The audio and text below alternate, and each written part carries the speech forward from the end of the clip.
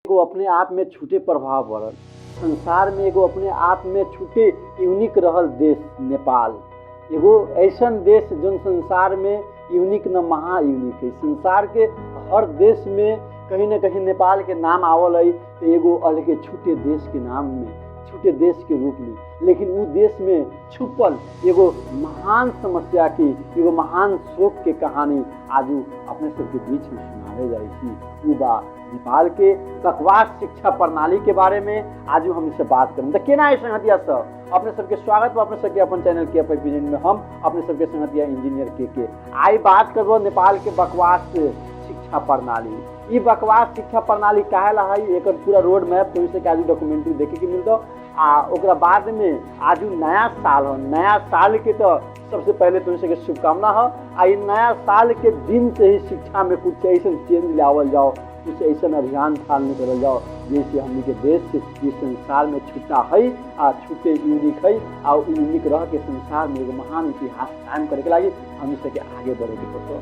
हमनी सबके देश के अवस्था खराब होए के कारण कथी था, हमनी सबके जो शिक्षक सब है, आदरणीय गुरु सब है, जो शिक्षा फील्ड में काम कर रहा है, ओकरी सबसे जाके पूछा, आदरणीय साथी सब ओकरी सबसे जाके पूछो कि समस्या कथी है।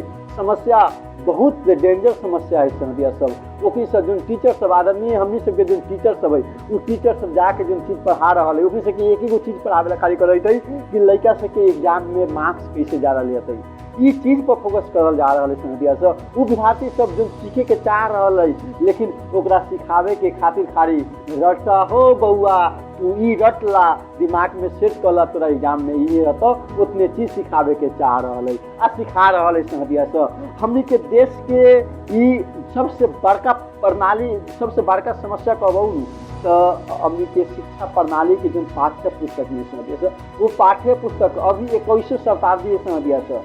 21वीं शताब्दी में जहाँ लोग कहाँ कौन इस अर्थ छोड़ के बाहर भी घूमे जा रहा है, लेकिन हमनी के अर्थ पर रहल बेसिक समस्या, बेसिक के सामान से भी हमनी के नेपाल में न मिल रहा है। वही के लिए हमनी सबके जो पाठ्यक्रम है वो अगर पढ़े तो हमनी के आदरणीय विद्यार्थी सब कथी सीखे खाली रटे के, ओकरा अलावा कुछो न सीख रहा है।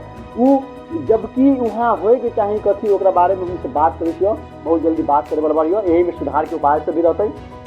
ओकरा बाद में भौतिक पूर्वाधार के अवस्था समझिया सब। लड़का सब पढ़े लगे तो चाह रहा है, लेकिन पढ़ावे वाला वो टीचर के व्यवस्थापन न है, पढ़ावे लगी बैठे के लगी वातावरण कोठा के व्यवस्थापन नहीं, चाहे वाला उपकरण के भी व्यवस्था नहीं सहदिया स। आ यहाँ काका पाका तो हो रहा है सहदिया स, एकरा ग्रामीण आ शहरी कह के काका पाका कर रहा है सहदिया स। उहे शहर में सब कुछों के आवश्यकता है, जहाँ ग्रामीण भेग में कुछों के आवश्यकता, बेसिक समस्या से भी वो तो न है सहदिया स। उ लड़का सबके पढ़ल चाह रहे, लेकिन बाध्यता वहाँ अथी चीज के पहुँच न होला के कारण से ओकरी से चाह के भी शहर में आके पढ़े न सक रहा है। ये बहुत बड़का विकराल समस्या है। आ सबसे महान समस्या के बात करबो तो नेपाल के ये खतरनाक राजनीति के कारण से, ये एगो वेल प्लान्ड राजनीति के पॉलिटिक्स के कारण से यही सब समस्या भोगे के पड़ रहा है। अब ये काहे इंतहा हो रहा है, तो कुछ व्यक्ति के माइंड बेकअप हो गए, कुछ व्यक्ति प्लानिंग कर ले रहा है कि लड़का सके अगर कुछ क्रिएटिव सिखा देता रे, अगर कुछ नया सिखा देता रे, तो ओकनी सब अपन अधिकार के लागे लड़ेला, तो ओकनी सब अपन समान अपन जो पावे वाला हो के चीज वही के लागे लड़ेला, तो हमने से सरकार में, हमने से देश में अपन राजनीति न कर सके, हमने से राजनीति सफाप हो जाते। उ सोच के ओकरी से कथी प्लान के लिए है कि पढ़ावे के बाद वो में इहे चीज सिखावे को रटे के आ एक ही गो चीज अनुशासित पूरा डिसिप्लिन में रह के दोसर कोनो के बात माने के, ओकरा बाद में उहे बात माने के क्रम में 12 तक ले पढ़ावे के आ 12 के बाद में विदेश चल जवाई। और अपने अगर डाटा देखबे संगतिया स तो हर वर्ष बहुत ज्यादा विद्यार्थी हमनी के देश छोड़ रहा है। जब नेपाल के आए वाला उभरते सितारा यूथ है, अपने से था बा, वो यूथ अपन देश छोड़ के जब काम करे के समय अपने देश छोड़ के वो अगर बाहर जाता है तो वो अपन देश के लागे कथी करे सकते हो। वो वेल प्लान है कि लड़का सके पढ़ावे के बाद पढ़ते पढ़ते ओकरा ये चीज रटे के सिखाते ओकरा बाहर पढ़ा देवे के बाद आ कुछ कंपनी वाला के, कंपनी के अंडर में रख के, कुछ व्यक्ति के अंडर में रख के काम करे के, शासन क के काम करे के लागी वेल प्लान कैल गेल राजनीति है संगतिया सब। जबकि हमनी के आदरणीय जो होनहार युवा सब है वो युवा सब देश छोड़ रहा है तो नेपाल में कौन कथी करते। आप बूढ़ पुरान सबके राख के दारू मांस खिया के वोट लेके देश में राजनीति करे के प्लान है ये सरकारी राजनीति के संगतिया सब। फिर भी संगतिया से इतना बड़का समस्या होते हुए भी हमनी के नेपाल अब उभरते सितारा में आवेला चाह रहा है। हमनी के देश में नया आयाम शुरू होए के तगार पर है संगतिया से, परिवर्तन होए के तगार पर है।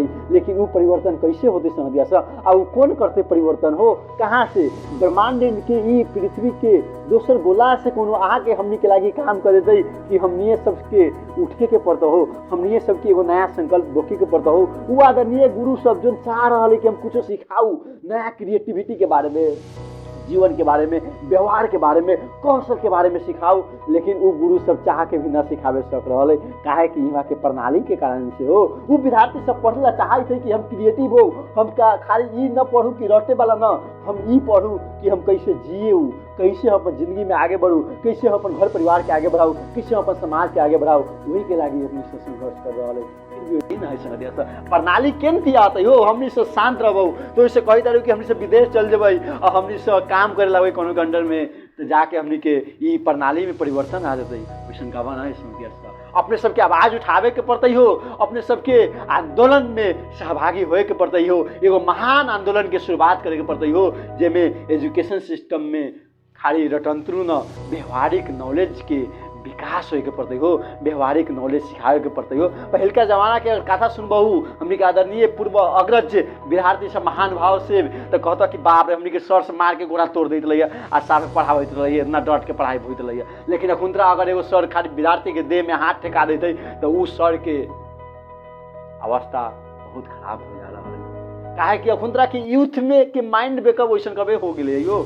अखुंतरा गार्ड रक्षी के चलन चलती बहुत ज़्यादा हो रहा है। मांस दारू खाए के बा आ मार पीट करे के बा, देहुआ कमाए जाए के बा आ कमा के ले आके मांस दारू खाए के बा मार पीट करे के बा, ई प्रावधान हो गए। जबकि प्रावधान के रोके के पड़ते आ सब कोनो यही के लागी एकजुट होए के पड़ता। वही से हमनी के भाई प्रेजेंट पर एगो नया महा आंदोलन शुरुआत हो गए जेकर नाम है वॉइसेस फॉर एजुकेशन, शिक्षा के खातिर आवाज हो। तो नियो से के बीच में अगर कुछ दिमाग में चल रहा हो शिक्षा के बारे में तो आवा न हो, आवा मिल के हमनी सब जुट के एकजुट हो के ये नया आयाम लावे के लागी, नया परिवर्तन लावे के लागी साथ चला हो आ काम करे सी एगो महा आंदोलन शुरुआत करे सी। जैसे हमनी के देश में एगो महान ऐतिहासिक शिक्षा प्रणाली के स्थापना होते हो जेमे कोनो गरीब विद्यार्थी के बाहर जाए के न पड़ते, जेकरा पास ढौआ ना है ओकर गांव में अगर व्यवस्थापन हो पढ़ाई के तो शहर में कथी करे जते हो। शहर में जाके घर भाड़ा तीरा, ओकरा बाप मदारी से दूर होखा, ओकरा बाद में घर भाड़ा तीरा, ओकरा बाद में कुलत में फंस के संगतिया सके लहड़े में लाके जीवन बर्बाद हो रहा है। जबकि घर में अगर ओकरा गाँव में अगर स्कूल के व्यवस्थापन हो जाते, ओकरा गाँव में अगर स्वास्थ्य के व्यवस्थापन हो जाते, बढ़िया शिक्षित पूरा वेल मैनेज सिस्टम के व्यवस्थापन हो जाते तो ओकरा जाए के न पड़ते हो। अपन गाँव में पढ़ के और तंत्रु न व्यवहारिक नॉलेज लेके वो बहुत कुछ कर सकती हो। तो तू दूसरा के अब एक डिसाइड करे के तोरा पास में दूसरा के अंडर में जाके नौकरी करबा कि आज तू अपन अंडर में आके नेपाल के प्रणाली चेंज करके आए वाला पीढ़ी के लागे एगो प्रेरणा के स्रोत बनबू। अब डिसाइड करे के तोरा हो हमनी के ई KFI प्रेजेंट के ढोका अलबे तुही से लाइक खुला हो, जब भी तुही से चाहबा तब हमनी से 98 14 27 82 41 पर डायल करके आ सके तरह, या हमनी के KFI present@gmail.com पर जीमेल कर सके तरह। डायरेक्ट हमरा से जुड़े के चाहे तरह तो नंबर पर कांटेक्ट करिए संगतिया से आवत मिल के एगो नया आयाम एगो नया इतिहास रचे के लागी काम करे सी। आ वीडियो कैसन लागल संगतिया से कुछ राय विचार हो तो नीचे कमेंट करिए। अगर पार्ट 2 आए वाला हो संगतिया से, अभी में बहुत कुछ बाकी है उस बाकी बात संगतिया से अभी भी समय है। अब हम मिल के शुरुआत करे बार बार कही संगतिया से इस संसार में तू देश विदेश या केनू जा, इस संसार के कोने कोना में जा, लेकिन इस संसार में याद दे वाला हुआ तो नहीं मम्मी पापा के नबी सैया always love your mother and father because you can't get. बार बार कही तो अपन दिल के सुनिया आ दिमाग से लिया कॉफी स्पेशल हम क्रिस कॉफी से तोर सपना के सपोर्ट करे।